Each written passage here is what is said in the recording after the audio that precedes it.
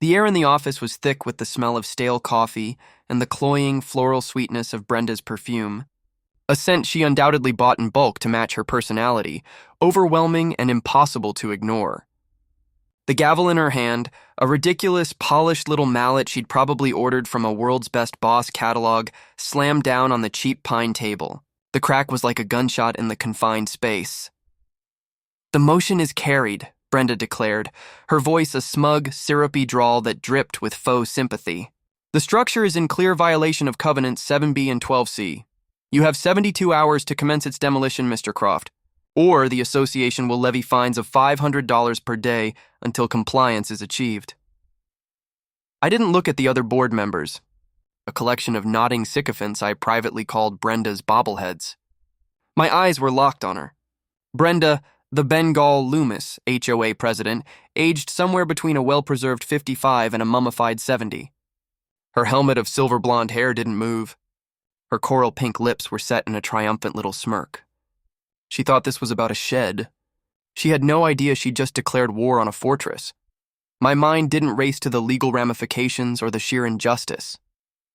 It flashed instead to a different scene entirely, the cabin. Not as it was now, a neat, sturdy little building nestled in the pines behind my house, but as it was 2 years ago. The smell of fresh sawdust and polyurethane, the feel of cool, smooth logs under my palm, the sound of my brother's laughter echoing off the newly raised beams as we worked side by side, a final project together before his deployment, a project he never came back from. Brenda's gavel had just tried to swing at a memory, and I was about to show her why that was the single biggest mistake of her petty, tyrannical life. It started, like all great suburban conflicts do, with a piece of paper. Not an eviction notice or a lawsuit, but something far more sinister in the world of the Sandpiper Cove Homeowners Association, a violation notice of improper aesthetic. It was tucked into my screen door one Tuesday morning, the paper crisp and officious. The smell of salt from the nearby Pacific mingled with the dewy scent of the manicured lawn I mowed every Sunday, without fail, to the exact inch mandated by Covenant 4A. The notice informed me that the unauthorized auxiliary dwelling unit at the rear of my property was not in keeping with the Mediterranean-inspired architectural harmony of Sandpiper Cove and must be removed within 10 days. I almost laughed. The dwelling unit was a one-room guest cabin, 12 by 16 feet, built from a kit with my own 2 hands and my brother's. It had a small sleeping loft, a little porch, and was painted a tasteful, approved shade of driftwood gray. It was prettier than half the actual houses on the block. This wasn't about aesthetics. This was a power play. I knew the real reason. 3 weeks prior, Brenda had rolled up in her spotless white Lexus SUV while I was staining the cabin's porch. The window had hummed down. "That is just darling, Elias," she'd said, her voice like honey poured over broken glass. "My cousin Celine is visiting from Boca in a few weeks. The hotels are just criminal this time of year. I'm sure you won't mind if she stays here for a bit. We'll consider it her little contribution to your project." The air had grown heavy, the buzzing of the bees in my lavender bushes suddenly loud. I'd kept my tone even, polite. "I appreciate the offer, Brenda, but it's not really a rental. It's private." Her smile had tightened, a tiny crack in the perfectly applied foundation. "Oh, it wouldn't be a rental. Just a favor among neighbors. A way to foster community spirit." The unspoken words hung in the air. My spirit, my community, my rules. "I'm afraid it's not available," I'd said, the finality in my voice as clear as the coastal sky. The smile vanished, replaced by a look of cold assessment. She'd looked from me to the cabin and back to me, her eyes calculating the square footage, the property lines, the angle of the roof. She'd said nothing. She just raised the window with a soft whir and drove away, leaving behind the faint, expensive scent of her outrage. The violation notice was her first cannon shot. I tried to be reasonable. I went to the HOA office, a small beige room that always smelled of lemon-scented disinfectant and photocopier toner. I presented the original plot plans, showing the cabin was well within my building envelope. I showed the receipts for the materials, all top grade and approved. I even showed photos of nearly identical structures on other properties that had somehow escaped Brenda's wrath. Brenda, perched behind her desk like a queen on a thrift store throne, listened with a patient, condescending smile. She steepled her fingers, her manicure a flawless shell pink. Those are storage sheds, Elias. Yours has a sleeping loft. A mini split for heating and cooling. That makes it a dwelling. It changes the insurance liability for the entire community. The bylaws are very clear. She slid a thick binder across the desk. Page 42, subsection D. No structure designed for human habitation shall be erected without prior architectural committee approval. You never sought approval. This is HOA 101. The devil is never in the broad strokes. It's in the subsections. They don't get you for the color of your house. They get you for the potential use of an outbuilding based on an arbitrary feature list. A power outlet? Could be a dwelling. A lock on the door? Definitely a dwelling. They weaponize bureaucracy. It's a guest cabin, Brenda, not a tenement.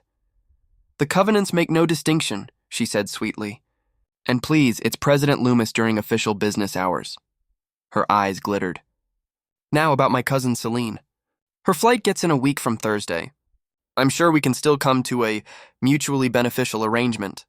We could call it a temporary variance for familial hospitality. I could fast-track the paperwork. The bribe was as naked as it was audacious. Let her family squat in my dead brother's memorial, or she'd have it torn down. The taste in my mouth was coppery like blood. I stood up, the chair scraping loudly on the tile floor. The answer is no. Her smile didn't falter, but her eyes went flat and dead.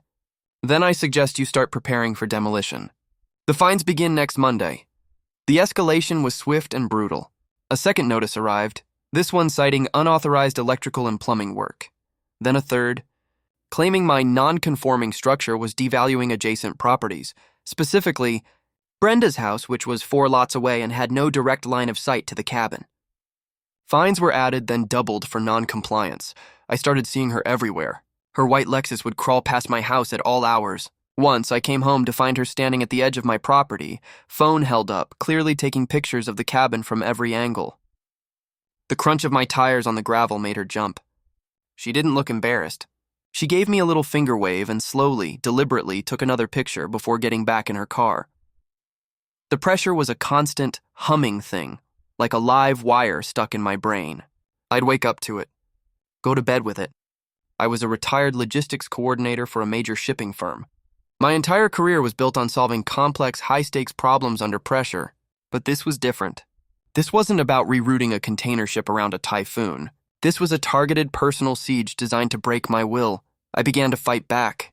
I immersed myself in the Sandpiper Cove covenants, conditions, and restrictions, the CC&Rs, the Bible according to Brenda. I cross-referenced every citation she threw at me. I filed formal appeals for every fine. I demanded hearings, wasting her time as efficiently as she was wasting mine. But Brenda had home field advantage. The architectural committee was her husband, her best friend, and her dentist. The appeals were denied without a hearing. The fines stacked up. My emails went unanswered. It was a perfect, infuriating B. Juan. Then the phone call. It was a blocked number, but the voice was calm, professional, and familiar. Elias, we need to schedule a refresh. Is the location still viable? I was standing on my porch, watching a thunderhead build out over the ocean. The air smelled of ozone and impending rain. It's complicated, I said, lowering my voice. The local HOA is causing problems. They're trying to force me to tear it down. There was a long silence on the other end, so complete I could hear the faint, secure hum of the encrypted line. Tear it down, the voice repeated, utterly flat. Explain the nature of the complication. I explained about Brenda, about the violations, the fines, the threat of demolition. I left out the part about her cousin from Boca. Another silence, this one more potent. I could almost feel the gears turning 1,000 miles away. Understood. Do not engage. Do not escalate. We will handle the local complication.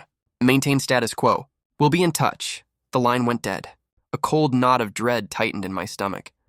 I had just handed a problem to a department that specialized in making problems disappear, permanently. I had a brief, terrifying image of Brenda Loomis being audited by the IRS, investigated by the FBI, and possibly renditioned to a black site over a guest cabin. I had to fix this myself. Fast. I decided to go over her head. I called an emergency meeting of the full HOA board, not just Brenda's inner circle. I prepared a presentation. I had charts, photos, precedent, and a notarized letter from a structural engineer stating the cabin was sounder than most of the houses in Sandpiper Cove. I was going to beat her at her own game, using her own rules. The night of the meeting, the community clubhouse was packed. Word had gotten out. A fight with Brenda was better than cable. The room was a cacophony of murmured gossip and the squeak of folding chairs. The air was thick with the smell of cheap coffee and expensive perfume. I laid out my case point by point. I was calm, logical, devastatingly thorough. I could see the other board members, the ones not in Brenda's pocket, nodding along. I was winning. For the first time, Brenda looked flustered. Her smile was strained. She kept glancing at the door. I delivered my closing argument. This isn't about a shed. It's about the selective and vindictive enforcement of rules to serve a personal agenda. I asked the board to dismiss these frivolous violations and uphold the right of a homeowner to enjoy his property without harassment. I sat down to a smattering of applause. One of the board members, a retired old salt named Ed, cleared his throat. Well, Brenda, it seems to me like Elias has a pretty solid... The doors at the back of the room burst open. 2 men in dark windbreakers walked in. They moved with a quiet, unnerving authority that sucked all the sound from the room. They weren't police. They were something else. Their eyes scanned the room, cold and assessing, before landing on me. They started walking down the center aisle, every head turned. Brenda's face was a mask of confusion, then dawning, glorious triumph. She thought I'd called the cops on her. She thought this was her victory lap. The men stopped at my table. The older of the two, a man with a granite jaw and eyes that had seen things they couldn't forget, didn't even look at Brenda. He looked only at me.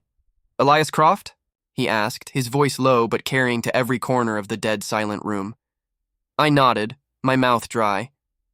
He didn't flash a badge. He didn't have to. The weight of his presence was credential enough. We need you to come with us. Right now, Brenda couldn't contain herself.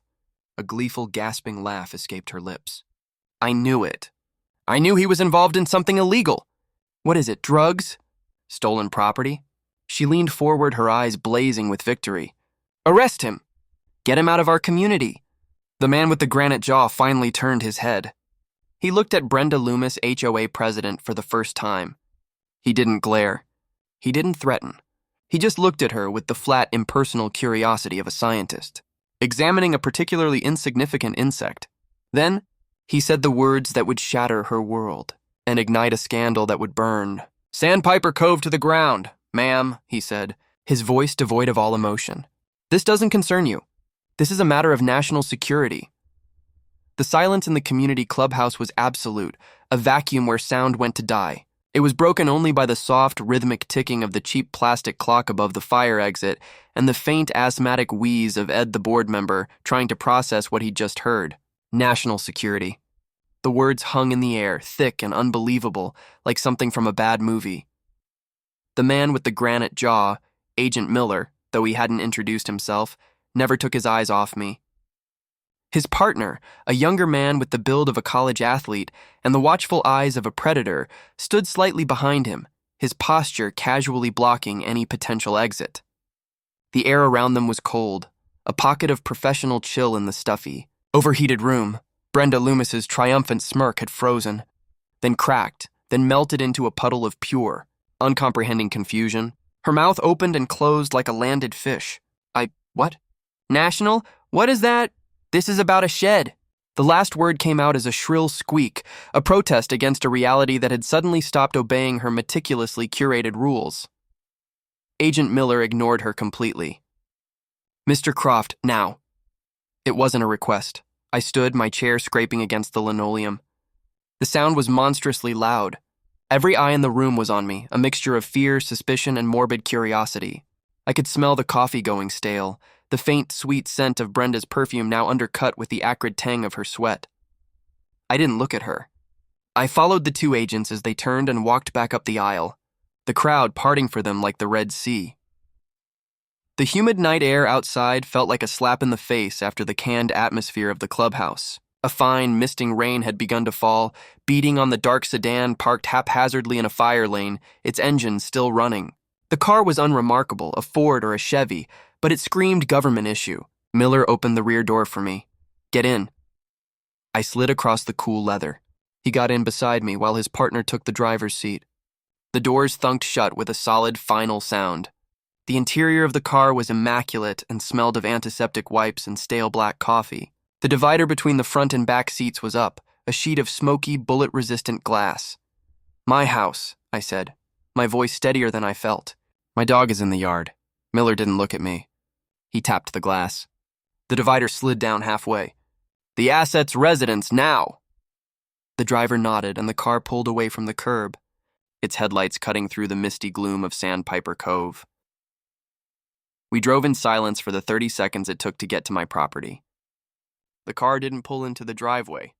It stopped on the street and Miller got out, opening my door. "Inside, quickly."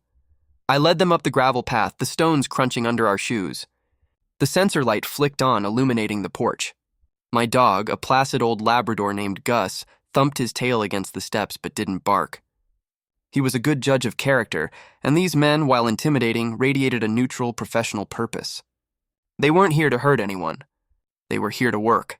Inside, I flipped on the lights. The familiar comfort of my home felt alien now, a stage set for a play I hadn't rehearsed. Miller's eyes did a quick, efficient scan of the living room, the kitchen, the sightlines from the windows. His partner remained near the front door, a silent sentinel. "You made a call," Miller stated, his voice flat. "It wasn't an accusation. It was a fact. You told me not to escalate." I was trying to de-escalate. "I was winning. Winning doesn't matter. Operational security does." He finally looked at me, and for the first time I saw a flicker of something besides cold professionalism: exasperation. "You brought a local civilian zoning dispute into a secure communications chain. You used an open line to discuss a protected asset. You forced our hand." The gravity of my mistake began to sink in, cold and heavy in my gut. I'd been so focused on my petty war with Brenda that I'd forgotten the other, far more significant tenant on my property. "I'm sorry." I didn't know what else to do. She was going to get a court order. She was going to send bulldozers. "We are aware of the subject, Loomis," Miller said. He pulled out a thin tablet, waking it up. A file on Brenda appeared. It was disturbingly thorough. President of the Sandpiper Cove HOA for 11 years. Husband, Robert, retired orthodontist. 2 adult children. Net worth approximately $2.3 million. Uses her position to solicit favors, kickbacks, and preferential treatment. A classic petty tyrant with delusions of grandeur. He looked up from the tablet. "She's a mosquito." But even a mosquito can cause an infection if it bites the wrong person at the wrong time. This is how they operate. They don't see people. They see profiles, assets, and liabilities. Your entire life, your finances, your quirks, it's all data in a file assessed for risk and utility. An HOA president isn't a person. She's a subject, a local complication. It's dehumanizing and terrifyingly efficient. "What happens now?" I asked, the words barely a whisper. "Now," Miller said, putting the tablet away, "we contain the complication. The subject's attention is now fully engaged. She is curious, embarrassed, and angry. This is a volatile combination. She will not let this go. She will dig. She will ask questions. She will involve local law enforcement, the media, anyone who will listen. Her pettiness is a weapon, and she will now aim it directly at this house, at that cabin, and by extension, at our operation." He walked to my window and peered out through the blinds into the dark, rainy night. "So we give her something else to look at." The next 48 hours were a silent, invisible siege. Sandpiper Cove, already buzzing from the dramatic interruption of the HOA meeting, went into full-blown hysterical overdrive. It started with the trucks, not bulldozers. Big, unmarked panel trucks with out-of-state plates that rolled in at dawn. Men in generic utility worker uniforms, but with the same military bearing as Miller and his partner, descended on my property. They didn't speak to me. They barely looked at me. They beelined for the cabin. I watched from my kitchen window, a cup of coffee cooling in my hand. The smell of the rain-soaked pines mixed with the faint odor of diesel exhaust. The men worked with a quiet, terrifying efficiency. They ran new lines, thick, black, heavily insulated cables from the cabin, burying them deep under my lawn toward the street. They installed a new, larger electrical transformer on a telephone pole down the block, a project that would normally take the county weeks of permits and paperwork. They did it in 3 hours. Then came the cars. More sedans, like Miller's, that would park at different spots around the neighborhood for a few hours at a time. The men inside would just sit and watch. They were creating a presence. A visible, undeniable and utterly mysterious federal presence. Brenda Loomis's white Lexus became a permanent fixture at the end of my street. I saw her through the rain-streaked window, a silhouette behind the wheel, a pair of binoculars raised to her eyes. She was watching the men in uniforms, writing down license plate numbers on a little notepad. She was in her element and utterly out of her depth. The gossip machine of Sandpiper Cove went supernova. The neighborhood Facebook group, usually a forum for complaints about garbage can placement and lost pets, exploded with theories. Drug sting, witness protection, illegal gambling ring. My favorite was that I was a retired Russian oligarch, and the cabin was full of stolen art. I tried to go about my life. I mowed my lawn. I walked Gus. The silence from the federal men was absolute. They were ghosts, occupying my property but never acknowledging my existence. It was more unnerving than Brenda's harassment had ever been. The pressure on Brenda, however, was building in a different way. Her authority, derived from CC&Rs and petty fines, was meaningless against the silent, implacable force now camped in her kingdom. She couldn't fine them. She couldn't send them a violation notice for their unapproved vehicles. Her power had met its absolute limit, and it was driving her insane. I saw her at the supermarket, her cart containing a single bottle of wine and a frozen dinner. Her perfect hair was slightly askew. There were dark circles under her eyes. She saw me in the cereal aisle and froze. For a moment, the mask of smug superiority was gone, replaced by raw, bewildered fear. She turned her cart around and practically fled. She wasn't scared of me. She was scared of what I'd somehow become. 2 days after the agents pulled me from the meeting, I came home to find a business card wedged in my door. It was heavy, expensive cardstock. The embossed letters read, Clement Vance, Attorney at Law. On the back, in precise handwriting, was scribbled, I believe we can be of mutual assistance. Call me, a lawyer. Brenda had lawyered up. This was her next move. She was going to fight the feds with a civil attorney. It was like bringing a squirt gun to a nuclear war. Against my better judgment, I called the number. Clement Vance had the smooth, unctuous voice of a man who billed by the hour and enjoyed every minute of it. Mr. Croft, thank you for calling. I represent the Sandpiper Cove Homeowners Association, specifically President Loomis. It seems you've brought a rather significant, federal issue into our quiet community. I didn't bring it. Your client poked it with a stick, I said, watching one of the utility-uniformed men methodically dig a trench in my flower bed without a word of apology. Be that as it may, Vance continued, undeterred. The presence of armed federal agents is causing undue distress and is quite frankly depressing property values. My client is prepared to drop all violation notices and associated fines against you in exchange for your full and complete cooperation. Cooperation with what? We need to know what they're doing in that cabin, Mr. Croft. We have a right to know. The HOA's insurance liability is astronomical. If you can provide us with any information, what's inside, who they are, the nature of their business, we can make this entire unpleasantness go away. You can have your shed, no questions asked. I almost laughed. He thought he was negotiating. He thought this was a settlement. He had no idea that he was asking me to commit a felony. This is a classic HOA overreach, but on a catastrophic scale. They believe their governing documents are the supreme law of the land, superseding even federal statute. They will try to use their petty contractual power to investigate matters of national security, utterly oblivious to the fact that they are attempting to compel a citizen to violate Title 18 of the U.S. Code. It's a breathtaking display of arrogant ignorance. I can't help you. Mr. Vance, I said and hung up. The call wasn't a request. It was a threat. Brenda was getting desperate, and desperate people do stupid, reckless things. That night, the rain came down harder, drumming a steady rhythm on my roof. I was trying to read, but the words swam on the page. The silence from the cabin was louder than any noise. Just after midnight, Gus, who was sleeping at the foot of my bed, lifted his head and let out a low, questioning whine. Then I heard it.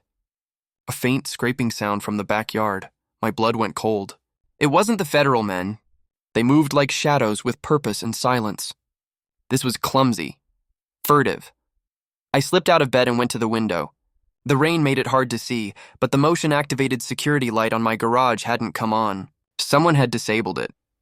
My heart hammered against my ribs. I saw a flicker of movement near the tree line. A dark figure hunched over, moving toward the cabin. Brenda. It had to be. Her curiosity and her bruised ego had finally overridden her sense of self-preservation. She was going to see for herself. I didn't call out. I didn't turn on the lights.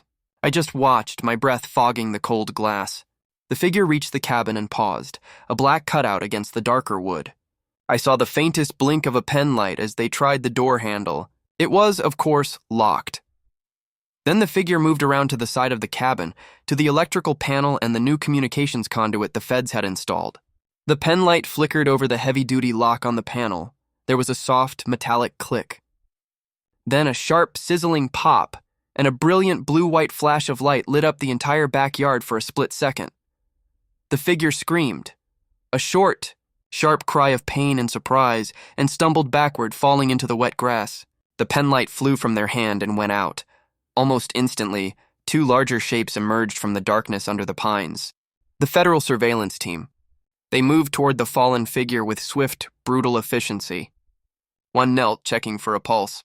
The other stood guard, his head on a swivel, a hand resting on the weapon I knew was holstered under his jacket. The figure on the ground moaned. It was a woman's voice. It was Brenda. The agent kneeling beside her spoke into his wrist mic, his voice a low murmur lost in the rain. Subject is down. Apparent electrocution from tampering with secured equipment, non-lethal, requesting medevac and cleanup. I stood at the window, frozen, the cold glass against my forehead. The rain poured down, washing over the scene in the backyard. Brenda Loomis, HOA president, lay convulsing in the grass, having been shocked into submission by the very thing she'd tried to destroy. She had trespassed, she had tampered with federal property, and she had been caught. This was no longer a neighborhood dispute. It was a federal incident. And as I watched the flashing red and blue lights of an unmarked ambulance pull silently into my driveway, its tires crunching on the wet gravel, I knew the game was over. Brenda had lost. But the fallout was only just beginning. The real storm was about to break, and no one in Sandpiper Cove was ready for what was coming next. The unmarked ambulance didn't scream. It whispered, its lights a silent, swirling vortex of red and blue that painted the rain-slicked leaves of my magnolia tree in frantic, lurid strokes. The two federal agents moved with a chilling, practiced efficiency. They loaded Brenda Loomis's limp, moaning form onto a gurney, strapped her down, and had her inside the vehicle in under 30 seconds. The doors shut with a soft, final click, and the ambulance whispered away into the rainy night, leaving behind only the smell of wet asphalt and ozone from the blown electrical conduit. The agent who had been kneeling, Agent Miller, stayed behind. He stood in my backyard, the rain plastering his short hair to his scalp, and looked up at my window. He knew I was watching. He gave a single, curt nod, then turned and disappeared into the shadows beneath the pines, leaving my property as silent as a grave. The next morning, Sandpiper Cove was a ghost town wearing a mask of normalcy. Lawns were still perfectly manicured. Sprinklers hissed on schedule. But the silence was profound, broken only by the distant cry of gulls. The white Lexus was not at the end of my street. The digital gossip mill had gone dead. The neighborhood Facebook group had its first quiet day in years. Fear is a powerful silencer. By 10 a.m., a new team arrived, not utility workers, but two men and a woman in dark suits carrying briefcases. They introduced themselves tersely as from the FBI's Office of General Counsel. They didn't ask to come in. They simply did, their shoes leaving faint, damp prints on my hardwood floor. The lead counsel, a woman with a severe bun and eyes that missed nothing, laid a folder on my kitchen table. The smell of her coffee, strong and black, filled the room. Mr. Croft, the individual known as Brenda Loomis, is currently under federal guard at Cedars-Sinai Marina del Rey. She is being treated for second-degree electrical burns to her hands and a minor cardiac event. She is also under arrest for trespassing on a federal secure site, destruction of government property, and attempted interference with a national security operation. She spoke in a calm, monotone delivery as if reading a grocery list. The sheer unimaginable weight of the words hung in the air.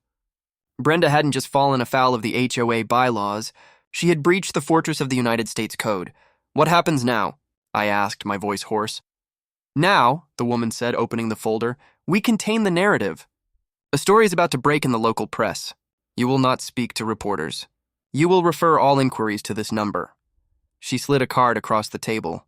The official story is that Ms. Loomis was attempting to vandalize what she believed was an outbuilding on your property, not knowing it was a temporary monitoring station for a federal counterintelligence operation. Her injuries were the result of tampering with a high-voltage security system. The operation is sensitive, but unrelated to any threat within the community. This story is designed to cause minimal panic and maximum instructional value. Instructional value. A lesson. A warning to every petty tyrant with a gavel and a rule book that there is always a bigger fish. The ocean, it turns out, is full of sharks. The story broke on the local news at noon. It was a masterpiece of misdirection. There was footage of my street, a shot of the cabin from a distance, blurred to protect the sensitive nature of the equipment, and a grainy, years-old DMV photo of Brenda looking uncharacteristically frazzled. The news anchor used phrases like shocking turn of events and HOA president's illegal snooping. The scandal was perfect. It was salacious, it involved local government, and it made Brenda look like a foolish, nosy busybody who'd gotten her comeuppance. The national security angle was downplayed into vague, bureaucratic nothingness. The silence of Sandpiper Cove shattered. But the conversation wasn't fearful. It was gleeful. The dam of resentment that Brenda had built over a decade broke wide open. People I'd never spoken to were bringing me pies. Ed, the board member, came over, shook my hand, and said, "Knew she was a nasty piece of work. Didn't know she was this stupid." The community's outrage, once directed at me for my non-conforming cabin, was now laser-focused on the woman who had embarrassed them all on the 6 o'clock news. The fallout was swift and brutal. Brenda resigned from the HOA board from her hospital bed, citing health reasons. Her husband, the retired orthodontist, was seen loading suitcases into their Lexus the next day, his face a thundercloud of humiliation. They were going to their place in Boca, the rumor mill said, permanently, but the FBI lawyers weren't done. They called an emergency meeting of the entire Sandpiper Cove HOA. It was held in the same clubhouse, but the atmosphere couldn't have been more different. The lemon-scented disinfectant couldn't cover the smell of nervous sweat. The bobbleheads were gone. In their place sat pale, terrified homeowners. The lead counsel stood where Brenda had stood, but she didn't need a gavel. Her presence was enough. "The actions of your former president have triggered a federal review of this homeowners association's governance," she began, her voice cutting through the room like a scalpel. "Our investigation has uncovered a pattern of selective enforcement, coercive practices, and likely mail and wire fraud in the solicitation of favors." She laid it out, point by point. How Brenda had strong-armed a landscaper into doing her yard for free by threatening violations. How she'd gotten a new roof from a contractor the same way. How the fines from certain households seemed to disappear into an account no one could properly audit. This is the nuclear option. An HOA is a corporation. When its leadership engages in a pattern of corruption for personal gain, it's not just a breach of contract. It's racketeering. The RICO Act, designed to take down the mafia, can be applied to a board of directors in sandals and polo shirts.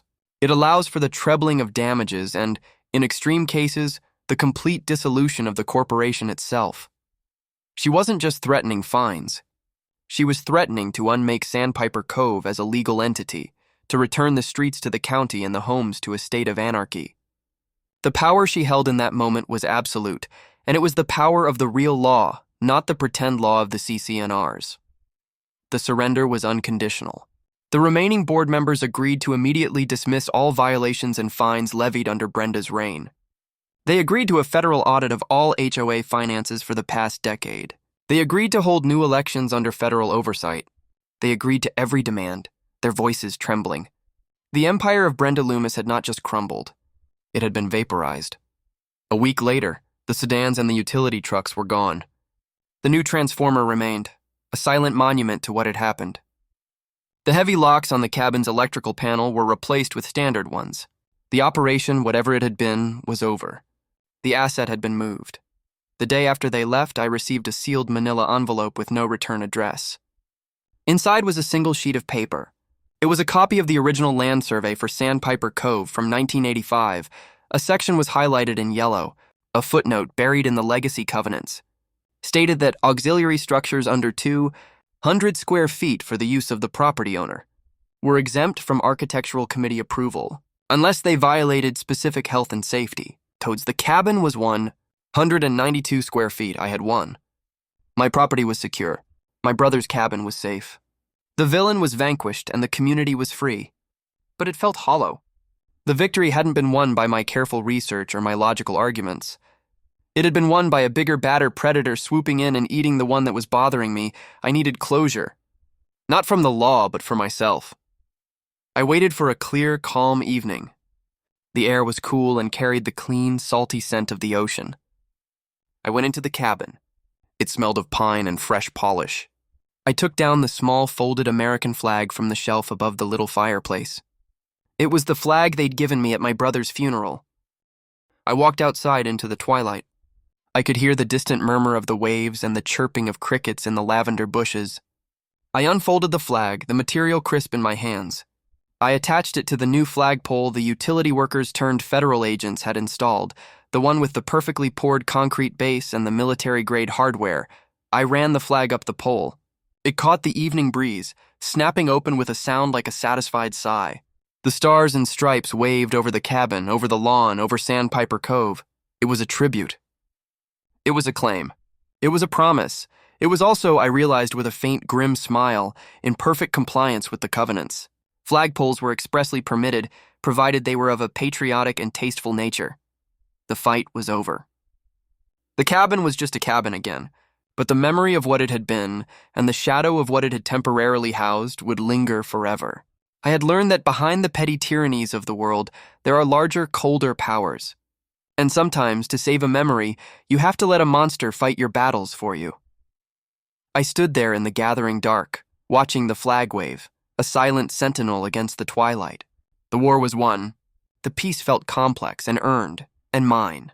And in the quiet of the evening, for the first time since it all began, I finally felt like I was home.